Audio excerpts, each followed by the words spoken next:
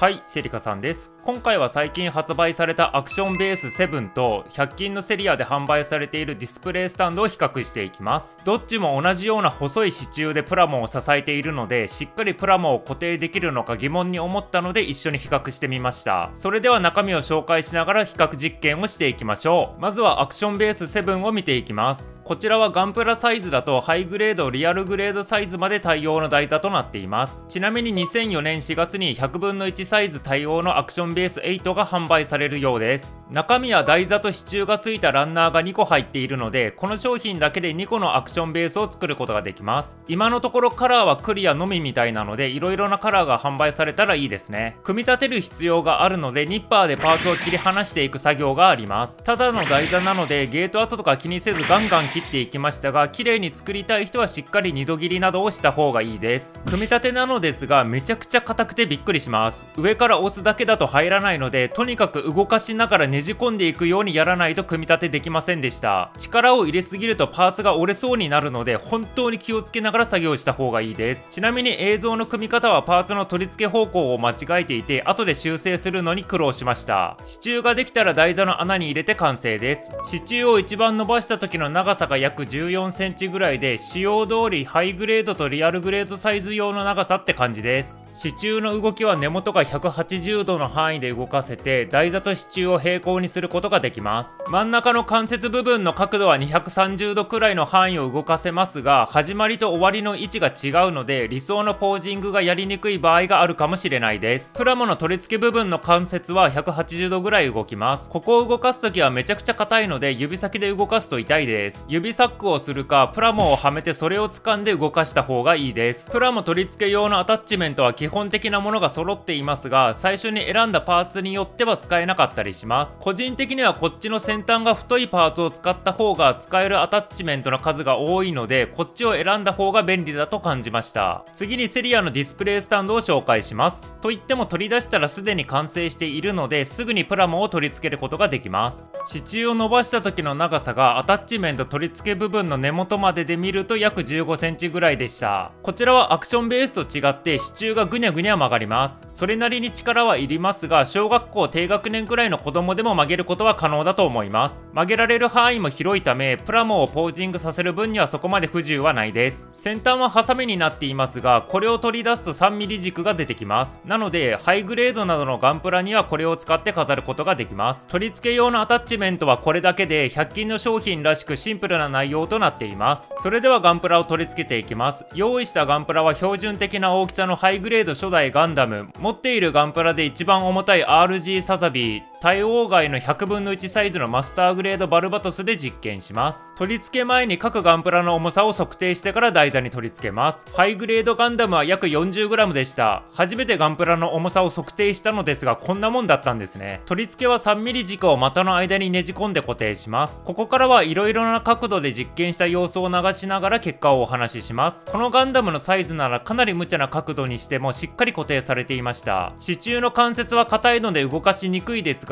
支柱だけしかないので作業自体はやりやすいです。次にセリアのディスプレイスタンドを見てみます。こちらも映像を流しながら結果をお話しします。この商品は角度をつけた時の重心の位置次第では倒れたりするといった結果でした。それでも支柱自体はしっかりしているので、支柱が突然垂れるなんてことはなかったです。重心に気をつければ問題なく使えるので、100均でこれだけのものが買えるのはお得ですね。次にリアルグレードサザビーを取り付けてみます。重さは約 200g でした。余談ですが、リアルグレードニューガンダムヘビーウェポンシステムは全部の武装を装備した状態で約 190g で、わずかにサザビーが重かったです。サザビーは 3mm 軸では取り付けできないので、太い軸のアタッチメントを使います。ここまでの重さと大きさになると、セリアのディスプレイスタンドみたいに重心次第といった結果になりました。支柱を垂直に近い形にすればそれなりに安定しますが、無茶な角度にすると台座がひっくり返ります。ただ支柱自体はしっかりしているので、支柱の関節が勝手に垂れるということはなかったです。リアルグレードでもサザビーはかなり大きめなので、普通のリアルグレードサイズだったらそこまで問題はなさそうです。次にディスプレイスタンドを見てみます。ディスプレイスタンドには 3mm 軸しかないので、サザビー側に 3mm 軸が入るパーツを取り付けて固定します。ガンダムの時点で重心次第で台座がひっくり返る結果だったので、もちろんこちらでも同様です。支柱は曲げたところが変形することなく、しっかり曲げた時の角度を維持してくれています。台座をどうにか固定すれば無茶なポージングとかもできそうです。最後に使用対応外のマスターグレードバルバトスを取り付けてみます。重さは約 140g でした。武装とか全部装備しているのにサザビーの方が重いのは驚きました。ここまでの大きさになるとサザビー同様に重心の位置次第ですね。重さはサザビーの方が重いので、重心がいかに大事なのかよくわかります。基本的に支柱は重さに耐えられるけど、台座がポージング次第でひっくり返るのが問題ってだけですね。台座さえしっかりしたものを使えば支柱は使い回しできそうなので、自分で作っても面白いかもしれません。ディスプレイスタンドも試しますが、3mm 軸が入るパーツがなかったので、ハサミのアタッチメントを使って取り付けます。こちらも重心の位置さえしっかりすれば問題なく使えます。ただマスターグレードって 3mm 軸を使って固定することがほとんどないので、この映像のように取り付けることになると思います。ガンプラの形状によってはハサミでも固定できないかもしれないので、そこだけ注意した方がいいです。ここまで見てくれてありがとうございました。どちらの商品もメリットデメリットがあるので、飾りたいガンプラと自分の目的に合った商品を購入してください。それではまた次の動画でお会いしましょう。